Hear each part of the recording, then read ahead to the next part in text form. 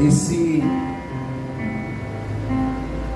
textos aqui do Evangelho de João, do capítulo 13 ao 17, falam sobre as últimas instruções de Jesus aos discípulos, como eles deveriam se comportar, como eles deveriam agir. E aqui, no capítulo 17, nós estamos falando sobre aquilo que a teologia chama de a oração sacerdotal. Essa oração sacerdotal até hoje continua ecoando, porque era a oração de um pai apaixonado, de um líder apaixonado pelos seus discípulos, pelos seus filhos.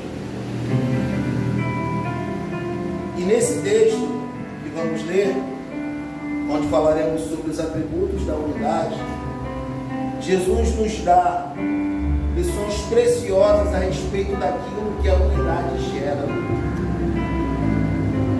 Nós temos falado muito ultimamente em unidade, porque entendemos que se Satanás quer destruir uma igreja, uma organização, um ministério, o que quer que seja, é só ele colocar um sentimento de facção, de divisão dentro desta organização.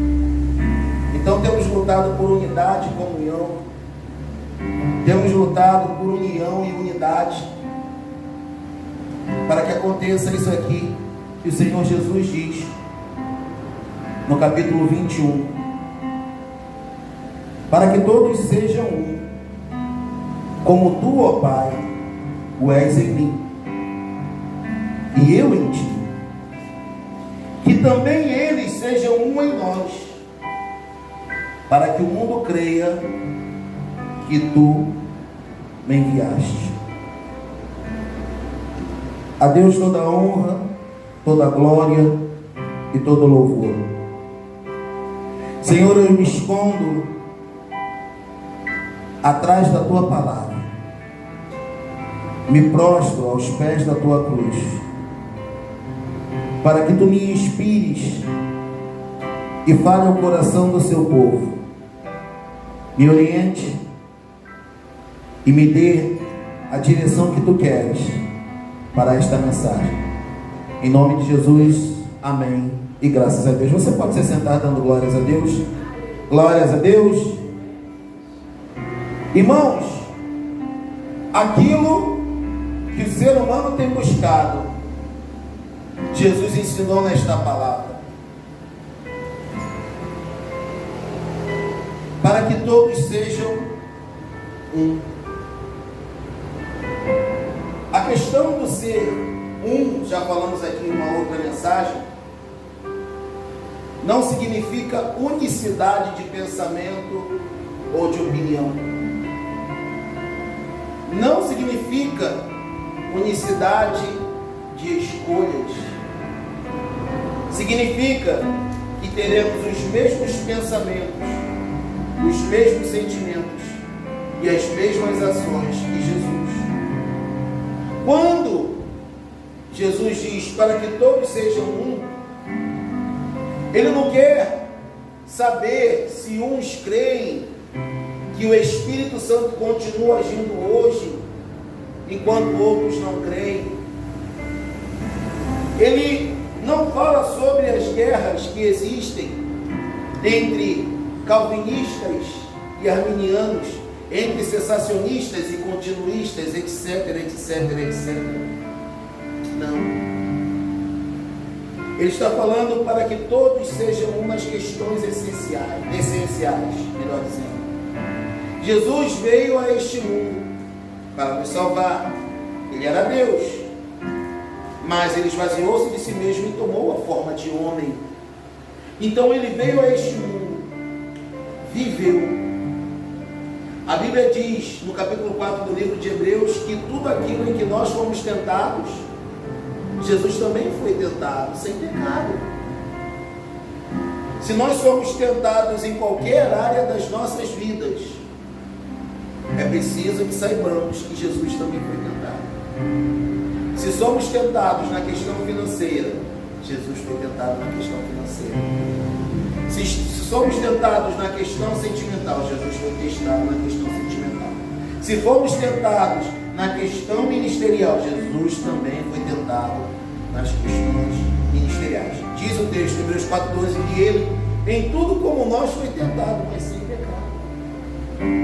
Jesus veio a este mundo, nasceu, cresceu, viveu, exerceu seu ministério, morreu, ao terceiro dia ressuscitou, foi aos céus e vai buscar, vai voltar para nos buscar.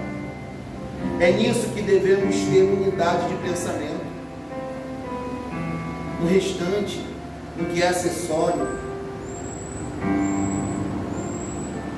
nós precisamos ter a mesma esperança de que Jesus voltará para nos buscar.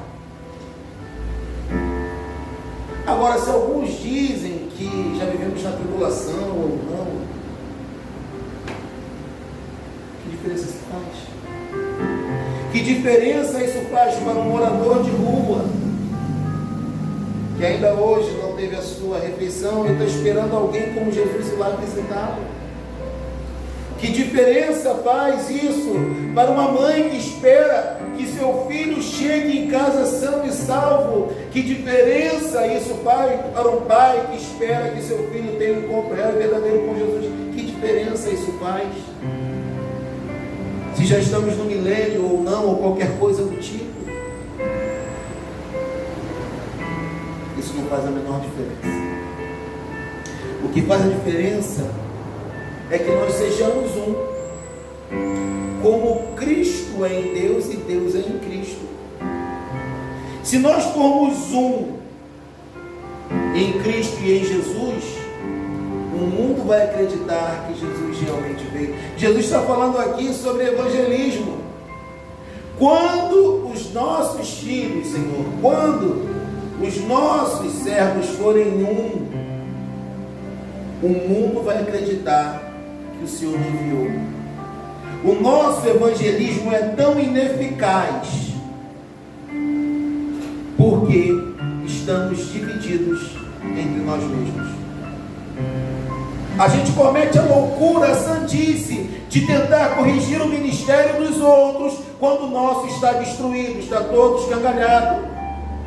A gente comete a loucura de falar mal da vida das pessoas quando a nossa não é nenhum exemplo.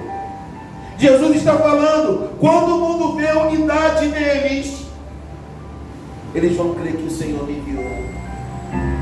Porque existe uma união perfeita entre os três entes, os três seres da Trindade, que na verdade é um só, é Deus. Três são que testificam o mundo, ok? E o mundo não consegue acreditar que nós fomos enviados por este Deus quando nós mesmos andamos em guerra, quando o nosso exército abate os seus próprios colegas de batalha. Os atributos da unidade deveriam ou devem nos lembrar do que é gerado quando andamos em unidade. A primeira coisa que acontece é que a unidade melhora o ambiente ao nosso redor. Jesus disse no Salmo 133: ó, quão bom e agradável é que os irmãos vivam em união. É como óleo precioso que desce a barba de Arão, que desce pelas suas cabeças e escorre pela sua barba. Ali, como orvalho de Hermon, o Senhor manda, ordena a bênção e a vida para si. Quando há união entre os irmãos, qualquer um que chega vai sentir a diferença. É como se alguém estivesse debaixo de um sol de 40 graus, como temos experimentado ultimamente, e chegasse numa sala refrigerada com 25 ou 18 graus, não sei. A diferença é palpável. Então, para você saber se Deus está em um lugar, analise se naquele lugar a união, a unidade. Não estou falando de um ou outro que escolhe se separar. Provérbios 18 diz que aquele que se separa se insurge contra a verdadeira sabedoria. Aquele que quer andar sozinho se insurge contra a verdadeira sabedoria. Não podemos confundir andar sozinho com não participar de erro e de engano. São coisas diferentes. Quando eu não quero participar de um erro e de engano, eu me separo. É diferente de eu me separar quando eu quero andar sozinho, porque eu acho que só eu tenho razão, só eu falo, eu sou perfeito, todo mundo tem que me escutar. É aí que está a diferença. Então, a vida e a bênção estão no lugar onde existe união entre os irmãos, porque onde há união entre os irmãos, ali estará Jesus. E onde Jesus está, o Espírito Santo age, e é o Espírito Santo quem fala aos corações, é o Espírito Santo quem convence os corações, porque é o Espírito Santo quem convence o homem do pecado, da justiça e do juízo. Eu e você não precisamos tentar convencer a quem quer que seja do seu erro. Devemos sim ser instrumentos de ministração de palavra, ministração de cura, de pregação de palavra. Mas o nosso trabalho é só esse, pregar. O nosso trabalho não é convencer. Apenas ore e apenas pregue, porque quem faz a obra é o Espírito Santo. Não adianta. Não adianta forçar quem quer que seja, o que quer que seja. É tão simplesmente orar e pregar. Pregar e orar. Porque ali o Espírito Santo vai fazer a obra da maneira com a qual Ele deseja. A unidade melhora o ambiente ao nosso redor. Esse é o primeiro atributo da unidade. O segundo atributo da unidade é que a unidade traz aceitação de Deus à nossa oferta. A maior tristeza para o ministério de um homem e de uma mulher é fazer algo dentro da igreja ou da obra de Deus apenas para acalmar a sua consciência, porque no fundo o Espírito Santo está nos direcionando constantemente. Olha, você tem que fazer isso, você tem que agir dessa maneira, eu quero que você age assim. E aí eu entendo que o fazer a obra é ajudar moradores de rua, isso é bom. Mas eu posso ajudar 10 milhões de moradores de rua. Eu não vou estar no lugar perfeito se o que o Senhor quer de mim é que eu seja o porteiro daquela igreja. Eu posso ficar na portaria de toda e qualquer igreja que eu for. Deus não estará satisfeito, nem estará em concordância comigo, se Ele me chamou para ser um ministrante da sua palavra no altar. O que Deus quer é que eu seja um ministrante da sua palavra no altar, e não que eu fique na portaria. Pastor, o senhor está me dizendo que Deus faz acepção de pessoas? Não. É que nós, igreja, somos um corpo, e como um corpo tem seus membros, e cada membro tem uma manifestação. O pé manifesta-se de uma maneira diferente das mãos, que se manifesta de maneira diferente do cotovelo, que se manifesta de maneira diferente do joelho. Todos são corpo, todos estão debaixo de um controle, debaixo de uma direção divina, da direção da cabeça. Aleluias! Mas eu não posso achar que tentar fazer uma função que não é a minha vai agradar a Deus. Eu, como mão, não posso querer agir como joelho. O que Deus está nos chamando é uma responsabilidade com os nossos ministérios. E existe um erro muito grande quando falamos que existem biblicamente apenas 9 ministérios. Não são 9, são 16. Romanos 12 fala sobre os outros 7. Procura lá. Só que os outros 7 de Romanos 12 não chamam tanto atenção. Não chama atenção você ser alguém que abraça, não chama atenção você ser alguém que exorta, não chama atenção você ser alguém que ensina, não chama atenção você ser alguém que contribui. Por isso que a igreja parece que se esqueceu desses dons de Romanos 12. A unidade traz aceitação da sua oferta.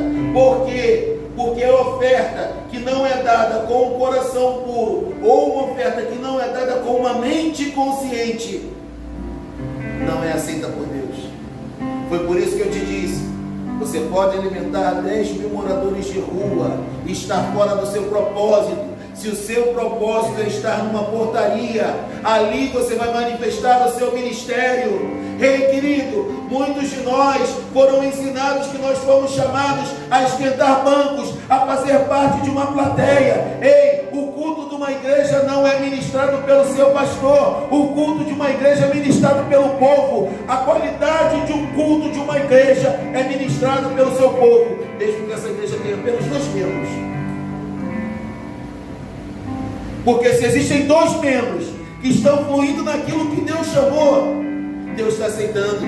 E não existe condenação na tua mente nem no teu coração pelo Espírito Santo. O Espírito Santo está falando, eu quero você nesse lugar, e você insiste em não fazer porque você acha que uma coisa compensa a outra. Não compensa. Não compensa.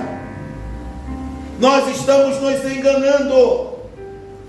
E quem fala aqui é alguém que disse, muitas vezes, aqui está minha esposa e meus filhos, para lembrarem disso, eu não quero saber de pastorear a igreja mais. Não quero. Chega uma hora que você tem que falar, olha, não dá mais para contender contigo. Porque ninguém que contende contra Deus pode ter paz. Eu não quero, eu não queria. Mas mesmo não querendo, eu vou fazer, porque é o que tu está mandando fazer. Então, quando eu estou em unidade, a minha oferta é aceita. Esse texto de Mateus 5, 23 e 24 fala, se você se lembrar que alguém tem alguma coisa contra você, não é o ter algo contra alguém, é alguém ter alguma coisa contra mim. Diz o texto, vai lá e se acerta com a pessoa. A minha posição é procurar me acertar. Ah, mas ela não quis. Minha parte está feita bem. Se ela não quis aceitar, o que eu tenho a ver com essa história? A questão não sou eu. Então, a questão é tão séria que Deus chega a rejeitar as nossas ofertas se nós não tivermos paz com o Espírito Santo e com os nossos irmãos. Que é isso, pastor? Não adianta estar em um lugar que Deus não quer mais que você esteja. Existe um tempo determinado para todas as coisas. Para todas as coisas. Terceiro atributo, a unidade traz crescimento ao corpo de Cristo. Irmãos, quando você estiver unido com o seu irmão, por isso Jesus disse, o mundo vai crer que o Senhor me enviou. Quando você tem unidade com o seu irmão, e quando eu falo unidade, não significa ausência de desentendimento não, tá? Porque vai haver desentendimento. Mas a unidade está acima do desentendimento. Então, se acontecer um desentendimento, eu procuro meu irmão, eu busco meu irmão para me acertar com ele. Eu busco meu irmão para fazer as pazes com ele. E a unidade está acima de tudo. E quando o mundo vê que a família CA é uma manifestação de Deus na terra, quando o mundo vê que a sua família carnal é uma manifestação de Deus na terra, ela vai querer se aproximar disso, porque o mundo anda muito dividido, o mundo anda polarizado, é cada um pensando no que é seu e não no que é dos outros. Quando as pessoas veem esse exemplo de unidade e união em um povo, a ideia, ou essas pessoas vão querer se unir a você, porque ali tem algo que eu não tenho aqui fora, ali tem algo que eu não experimento no meu dia a dia, ali naquele lugar, por melhores ou piores que sejam as condições, eles têm unidade. E onde há unidade, há manifestação de Deus. E a manifestação de Deus atrai. A manifestação de Deus atrai. É por isso que nós trabalhamos com pequenos grupos, porque no pequeno grupo a união é maior do que num grande grupo. E no pequeno grupo as pessoas abençoam uns às outras, as pessoas estão manifestando seus ministérios, as pessoas estão tendo experiências profundas com o Senhor. Experiências que alguns há anos e anos não tinham, e que outros nunca tiveram nas suas vidas com Deus. Quando eu vejo isso acontecendo, eu vejo, olha, eu estou no caminho certo. O pequeno grupo é a resposta para esse tempo. Aí você pode falar, o Senhor inventou isso, eu inventei? Não, está na Bíblia. É a Bíblia que fala sobre o pequeno grupo, não sou eu. Todos os dias, no templo e nas casas, não cessavam de ensinar que Jesus é o Cristo. E todos os que criam tinham tudo em comum. E todos os dias acrescentavam ao Senhor à igreja aqueles que se haviam de salvar. É encher pessoas de vida. É encher pessoas de vida. E quando você enche pessoas de vida, de Deus, Deus se manifesta. E aqueles que estão famintos e sedentos vão querer se unir a você, elas vão querer aquilo que tu tem. E por uma inabilidade nossa, as pessoas estão descambando para a religião. Você tem uma aura tão bonita. Você tem no Senhor, não é a aura, não, é o Espírito Santo, é a presença do Espírito Santo. Porque a simples presença de Deus em você impede a ação de diversos demônios ou entidades espirituais. É por isso que você passa uma luta tão grande em alguns lugares, porque Deus está em você e não está em alguns lugares. E quando você chega naqueles lugares, a presença de Deus em você provoca um alvoroço nos demônios, e os demônios começam a se manifestar através de pessoas e dizendo, eu não gosto de você, você é isso, você é aquilo outro. Por quê? Porque Jesus está na tua presença. Você está na presença de Jesus, melhor dizendo. E quando você está na presença de Jesus, Satanás é impedido de agir.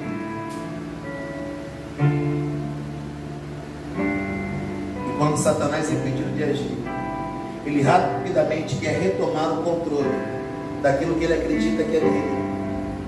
Mas enquanto você estiver ali, ele não pode retomar o controle, porque Deus está lá, e Deus estando lá, ele não pode agir. Então, qual a estratégia que ele usa? Eu vou te tirar daqui.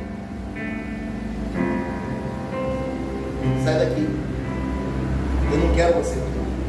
Quantos irmãos não tiveram a experiência de crianças, sendo crianças em centros espíritas, o demônio se manifestou lá e falou assim, você aqui está atrapalhando aqui, pode ir embora, você não tem que estar aqui não, você não é daqui não. É isso que acontece. Quando o corpo, irmãos, funciona da maneira correta, a tendência é o crescimento. Um bebê, quando nasce, ele começa a engatear. Daqui a pouco ele começa a andar, ele está se alimentando, ele está sendo cuidado, ele está recebendo cuidado, e ele começa a andar, e ele vai crescendo, e o corpo vai crescendo junto, e ele vai alimentando, até que ele chega à maturidade e pode gerar uma nova criança, um novo ser. O crescimento natural é similar ao crescimento espiritual. Começamos como crianças, como bebês espirituais. E quando chegamos à maturidade espiritual, estamos prontos para gerar descendência. Lembre-se, ovelha é quem gera ovelha. Ovelhas saudáveis geram ovelhas saudáveis. Líderes saudáveis geram líderes saudáveis que se multiplicam. Ovelhas saudáveis geram ovelhas saudáveis que se multiplicam. Amém? Quarto atributo, a unidade não permite a vantagem de Satanás sobre a igreja do Senhor. Olha o que diz 2 Coríntios 2, 10 a 11. Quando vocês perdoam alguém, eu também perdoo. Quando eu perdoo, se é que de fato tem alguma coisa a perdoar, faço isso por causa de vocês na presença de Cristo, a fim de que Satanás não se aproveite de nós, porque conhecemos bem os planos dele. Amém? O que está acontecendo aqui, irmãos? Paulo está falando sobre perdoar. Nós estamos falando que se nós não perdoamos, nós estamos abrindo brechas para a ação de Satanás e seus planos.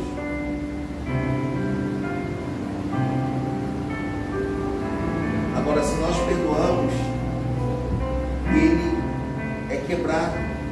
Os planos dele são quebrados. Por quê? Porque ele não tem nenhum tipo de alavanca ou de alça onde se segurar. A palavra trevas, ignorância, vem do latim tenebras. Tenebras. Que deu origem à palavra trevas. É por isso que a Bíblia chama Satanás de o príncipe das trevas, o Deus das trevas. Trevas, as trevas na verdade são uma ilusão. As trevas não existem. As trevas são a ausência da luz. Porque onde a luz chega, automaticamente as trevas se dissipam. E por que Satanás está tendo acesso à vida de alguns irmãos? Porque existem áreas das vidas desses irmãos que estão em trevas. Satanás é aquele que oferece o prato do pecado, mas ele ao mesmo tempo é aquele que envergonha. E ele envergonha para quê? Para que ele tenha um apoio nas trevas que a vida dessa pessoa se torna. Não posso confessar isso, porque todo mundo vai saber e todo mundo vai achar que eu ou que... É assim que Satanás quer que você pense. Por quê? Porque de fato e de verdade, enquanto houver trevas na vida de alguém, Satanás ainda tem acesso a essa pessoa. Então precisamos ter tudo às claras. Porque se tudo estiver às claras, Satanás não tem acesso. É isso que Paulo está falando. A quem eu perdoei, se é que eu tenho alguma coisa para perdoar, mas ainda que eu não tenha, eu vou perdoar logo. Nem sei se tenho ou não, mas vou perdoar logo. Para que Satanás não tenha acesso à minha vida, porque eu conheço bem as suas armadilhas, os seus ardis, os seus planos. Uma das estratégias que o inimigo usa contra a igreja do Senhor é fechar o coração dos seus filhos para que eles não possam liberar o perdão. Porém, na palavra de Deus diz que quando nós perdoamos os nossos irmãos, Ele nos perdoa. E quando andamos em unidade, gradativamente perdoamos uns aos outros. Deus opera sobre as nossas vidas e o inimigo não tem legalidade para tirar isso da igreja do Senhor. Entende por que é tão difícil perdoar? A palavra tão simples, né? Mas tão profunda, tão espiritual. Tão espiritual. Se nós conseguirmos perdoarmos uns aos outros, Satanás com certeza vai ser impedido de agir em muitas coisas que ele tem agido. Quinto atributo: a unidade gera sinergia. Mateus 12, 25. Todo reino dividido contra si mesmo é destruído, e toda cidade contra si mesma dividida não subsiste. Quem não é comigo é contra mim, e quem comigo não junta espalha. Tudo que existe no mundo é energia e matéria. A energia gera matéria. Matéria é tudo que eu posso pegar. E isso é criado de energia, por energia. Já entrou em casa de alguém que tu entra e fala assim: gente, que casa pesada. Quem já entrou? Outro caso, tu tem lá um pé de pimenteira lindo no teu quintal, a pessoa olha e daqui a alguns dias a pimenteira morre. Já viu isso? Ainda é sério, eu já vi. Se chama de olhar de seca a pimenteira? Gente, isso é energia. Casa que todo mundo vive constantemente doente, que ninguém se entende. Isso é energia, isso é um sinal espiritual. Agora, se existe unidade, é gerado um negócio chamado sinergia. Eu e pastora Patrícia somos muito mais fortes do que cada um de nós individualmente. O todo é maior que a soma das partes. Porque a minha força está em você, que está em você, que está em você, que está em você.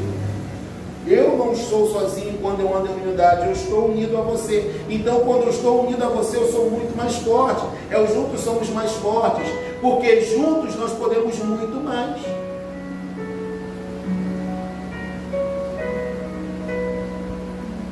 Satanás sempre vai tentar colocar alguém com uma visão e um entendimento contrário. É por isso que muitas vezes Deus tira pessoas da sua vida e você não deve se lamentar. A melhor coisa que aconteceu. Existem pessoas que se afastam de você e começam a lutar contra você. Isso é o maior presente que tu pode receber.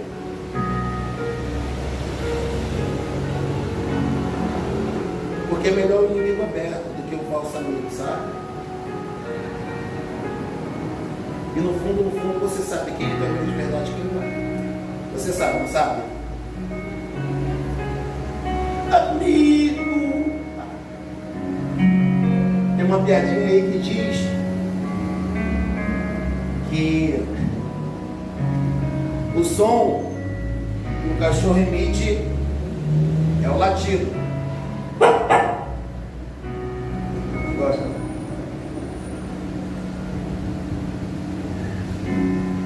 O som que o gato emite é o miado.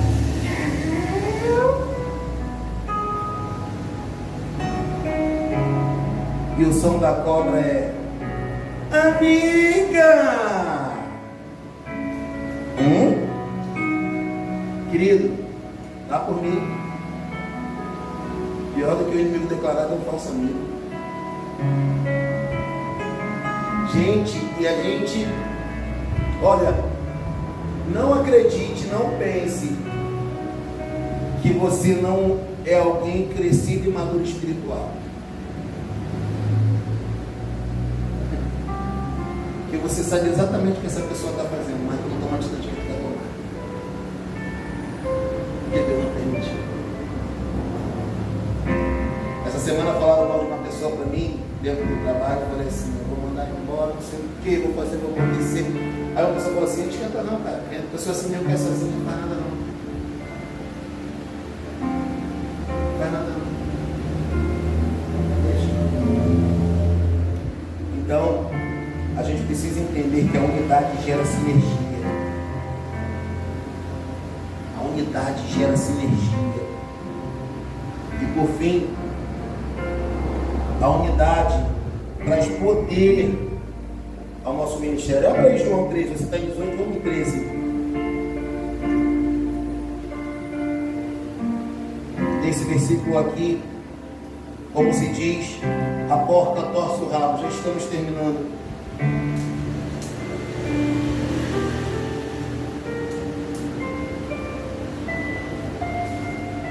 Nas últimas instruções de Jesus aos discípulos.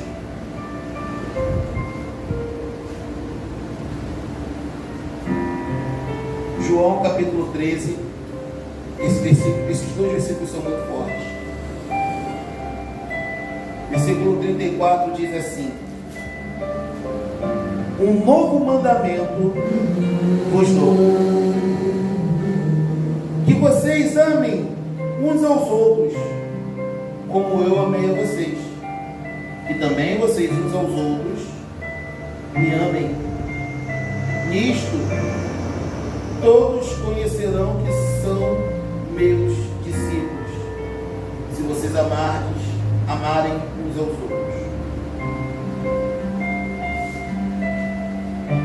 Porque a unidade gera poder ao nosso ministério.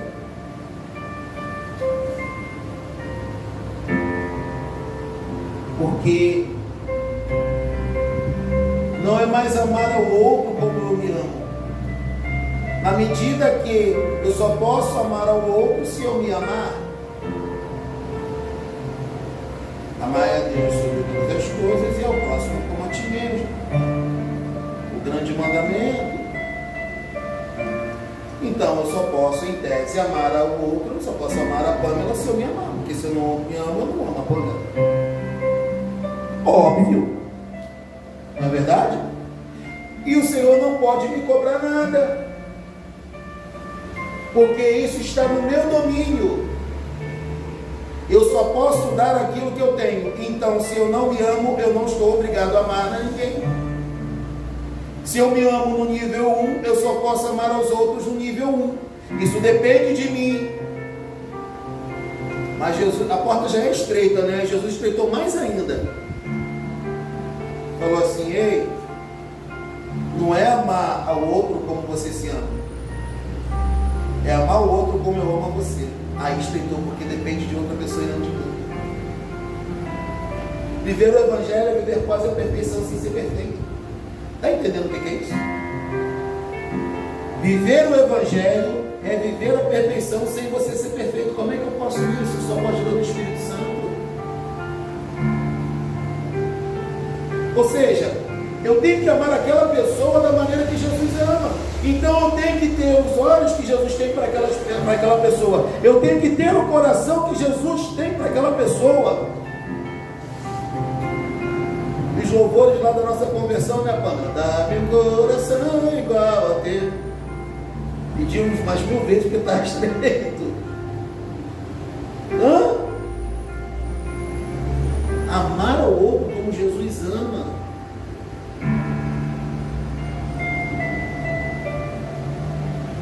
Mas a gente confunde. Na nossa mentalidade latina ou romana, neste sentido, a gente confunde gostar com amar. Irmãos, eu amo todo mundo, mas não gosto de todos. Eu, por exemplo, não gosto de jaca, mas nem por isso eu quero destruir toda a jaqueira que aparece na minha frente, certo? Então eu posso amar alguém sem gostar. E aí entra um negócio chamado respeito. Eu posso não gostar de você, mas eu tenho que te amar. E eu só consigo te amar se eu te respeitar. E eu só consigo te respeitar se eu me lembrar desse mandamento de Jesus. Você tem que amar essa pessoa que você não gosta da maneira que eu a amo.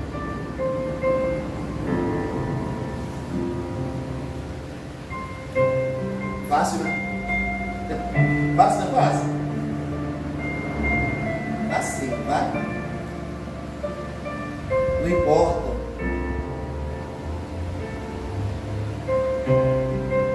Eu precisei aprender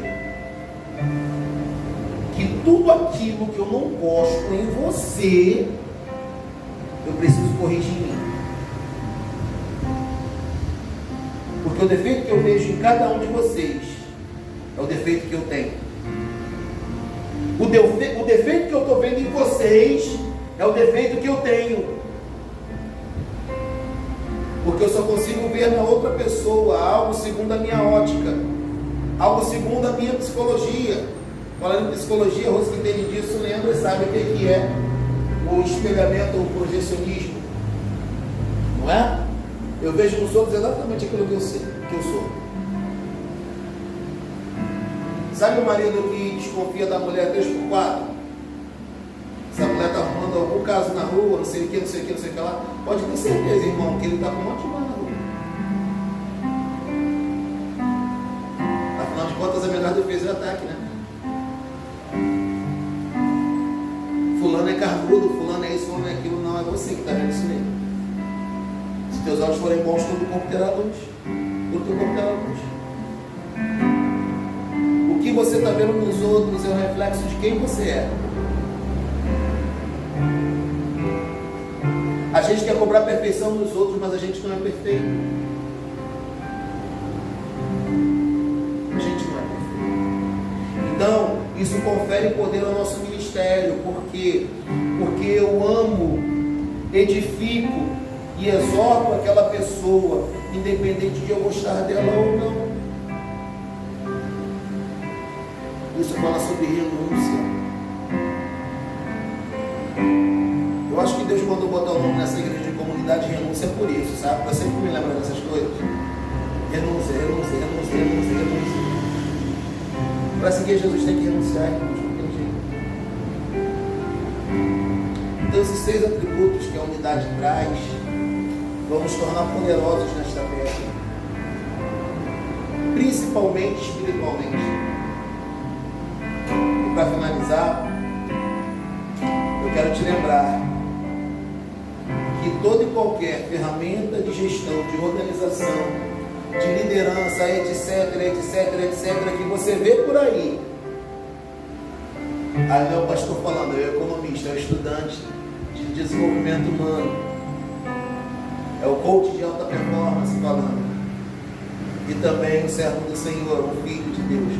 Todas essas ferramentas que você vê por aí fora, Kaizen, Kanban, qualquer uma delas, melhoria contínua, que é o Kaizen, e tal, downsizing, e não sei o que, todas elas, coaching, então, que está na moda, todas elas têm origem nesse livro.